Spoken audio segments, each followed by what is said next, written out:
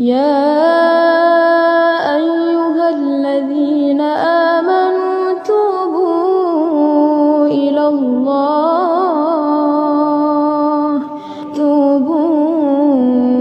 الله توبة نصوحا. Assalamualaikum warahmatullahi wabarakatuh. Bismillah, wassalatu wassalamu ala rasulillah wa ala alihi wa sahbihi wa mawala, amma ba'du. Allahumma salli ala Muhammad wa ala ali Muhammad. Ketemu lagi sahabat ya dengan channel kami. Semoga sahabat semua senantiasa dalam lindungan Allah subhanahu wa ta'ala. Amin ya rabbal alamin.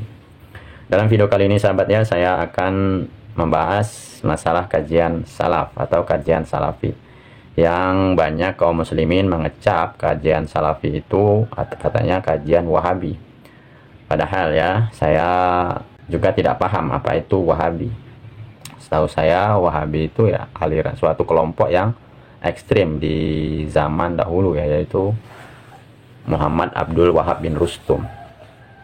Tapi mereka mengatakan bahwa kajian salafi itu dakwah Muhammad bin Abdul Wahab ya. Padahal Muhammad bin Abdul Wahab itu ya, setelah saya baca biografinya, beliau itu ya seorang yang Masya Allah ya, alim, terus orang yang disegani di Jazirah Arab sana ya. Nah sahabat ya, menyikapi masalah dakwah salaf ini, saya sangatlah merespon ya, atau sangatlah sedih melihatnya, karena banyak di antara kaum muslimin yang memberikan kecaman kepada dakwah salaf. Bahkan mereka sampai-sampai membuat meme yang kurang enakan yang seperti ini ya. Dan ironisnya lagi, mereka bahkan membuat spanduk yang seperti ini, yang tujuannya untuk ya menghasut dakwah salaf tentunya. Tapi sahabat ya, sangat disayangkan sekali ya, tuduhan-tuduhan mereka itu tidak benar, karena mungkin mereka belum paham apa itu dakwah salaf, atau mereka hanya mendengar kajian-kajian sepotong saja. Coba kalau mereka selidiki, ikut ke kajian salaf, ikut ke kajian mereka, mungkin nggak akan seperti itu ya. Apalagi nih ya, Ustadz yang sering saya dengar itu Ustadz Khalid Basalamah. Beliau ini Masya Allah ya, orangnya santun, lembut ya, rendah hati ya, perkataannya juga Masya Allah ya. Kenapa orang takut ikut kajian salafi? Allahu a'lam. Kenapa nih takut? Siapa yang takut nih? Katanya keras ya. Biasanya orang kalau bilang keras itu karena ada alasan banyak penyebabnya. Yang pertama itu karena mereka belum pernah ikut sebelumnya, dan mereka cuma sampai kepadanya sepotong-sepotong fatwa. Misal dia belum pernah pakai jilbab, begitu disampaikan, nggak boleh loh ada ustadz ini, terkenal ustadz dengan julukan salafi misalnya. Dan saya sudah bilang tidak ada kelompok salafi ya. Saya sudah bilang berapa kali, orang-orang teman-teman kita yang berdakwah mengikuti sunnah Nabi sering mengatakan kaum salaf ya. Kaum salaf maksudnya orang-orang terdahulu nih, jadi sahabat, tabi'in, itu maksudnya gitu kan. Tapi divonislah ini kelompok salafi. Biasanya teman-teman yang mengikuti sunnah Nabi ini kalau haram, halal, nggak ada toleransi. Memang begitu supaya jelas. Soalnya kalau kita masih toleransi, dibungkus-bungkus, dikemas, nanti orang masih setengah-setengah. Emang haram ya haram. Ustadz, hukumnya riba gimana? Haram, nggak boleh. Terus bagaimana jalan keluarnya? Ya usahakan untuk keluar, dikasih tahu. Nggak mungkin, karena saya kerja di bank Ustadz, kira-kira saya masih bisa nggak kerja dulu beberapa waktu sampai nanti saya dapat kerjaan yang lain. Kalau dia tidak begitu sunnah Nabi, mungkin dia masih bisa mengatakan, ya nggak apa-apa lah sampai kau dapat kerja. Wah, ini berapa hari ditanggung sama dia tuh. Nggak boleh dong, dia mesti haram ya haram. Allah haramkan loh Pak, nggak boleh. Ibu nggak boleh loh ya. Sudah tahu. Sebab kalau orang yang berbuat salah tadi bertaubat ya gitu, maka apa yang masalah riba misalnya, apa yang dia pernah dapatkan Allah maafkan tuh. Dia pernah punya rumah, dia punya mobil, kalau dia belum tahu sebelumnya, maka itu dianggap bagi dia nggak masalah, sudah halal buat dia. Sekarang dia berusaha keluar dari masalah dia. Tapi seorang mufti, seorang alim tidak boleh mengatakan, oh boleh nggak apa-apa. Nah ini boleh nggak apa-apa nih, jadi masalah. Nah ini poin pertama, penyebab pertama. Biasanya karena mereka belum menjalankan perintah agama, kemudian sampai kepada mereka fatwa, sesuatu yang sepotong saja berhubungan dengan pelanggaran yang dia lakukan. Masalah tidak pakai jilbab, oh itu berarti berdosa, nanti begini-begini. Dia cuma tangkap itu saja, dia tidak lihat globalnya, gitu kan. Jadi ini saran saya tentunya harusnya mereka hadir, mereka dengar 1 kali pengajian, 2 kali pengajian, lihat materi yang berbeda, maka mereka akan dapat jawabannya insya Allah, gitu kan.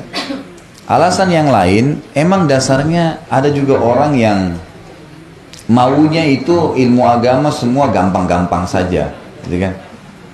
Nah ini yang berbahaya nih. Jadi dia suka kalau datang pengajian itu ustadznya ceramah 15 menit ceramah, sisanya dongeng, tawa-ketawa, gitu kan. Ya ini ustadznya lucu nih, hadir, biar 2 jam tapi 1 jam setengahnya lucu-lucuan, setengah jamnya yang ceramah gitu. Nah ini wajar mereka nggak mau hadir pengajian yang benar gitu, karena ini ilmu, gitu kan.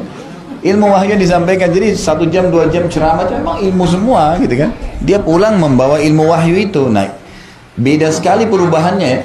Orang yang hadir di pengajian yang memang disampaikan ilmu yang benar, itu beda perubahannya, drastis itu terjadi. Pasti, oh iya ya ini nggak boleh ya, oh ini boleh ya, jelas bagi dia. Ini seperti hitam dan putih nih.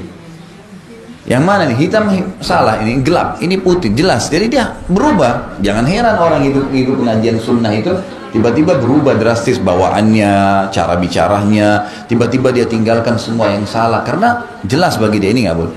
Tapi kalau yang seremoni seperti tadi gitu kan, maka jangan heran di 10 tahun pun pengajian tidak ada perubahan, itu wajar, biasa saja. Karena ditoleransi, nggak apa-apa, nggak apa-apa ini berarti ditanggung oleh yang bilang nggak apa-apa ya. Jadi mungkin seperti itulah yang saya tangkap, Allahu a'lam. Dan saya berharap Bapak Ibu sekalian jangan pernah ada orang-orang yang sering mengkotak-kotakkan Islam ini dengan cara, oh ini kamu organisasi ini, oh kamu organisasi ini, oh kamu kelompok ini. Itu jangan divonis begitu. Saya sarankan gitu ya. Jadi siapapun yang sedang berbicara depan kita, kalau mereka punya dalil yang jelas, Allah berfirman, Rasulullah SAW bersabda, jelas dalilnya, gitu kan? Maka kita bisa terima dari dia. Kita bisa terima dari dia. Ini kalau bukan kelompok saya, sudah saya nggak mau terima. Bisa. Gimana cara? Saya pun punya banyak salah. Teman-teman saya yang lain dai juga punya salah, manusia biasa. Dan kami pasti kalau beriman kepada Allah bisa menerima masukan. Saya terbuka sekali, saya sampai sampaikan di YouTube kalau saya pernah menyebutkan sesuatu yang salah, tolong disampaikan. Umar bin Khattab berkata,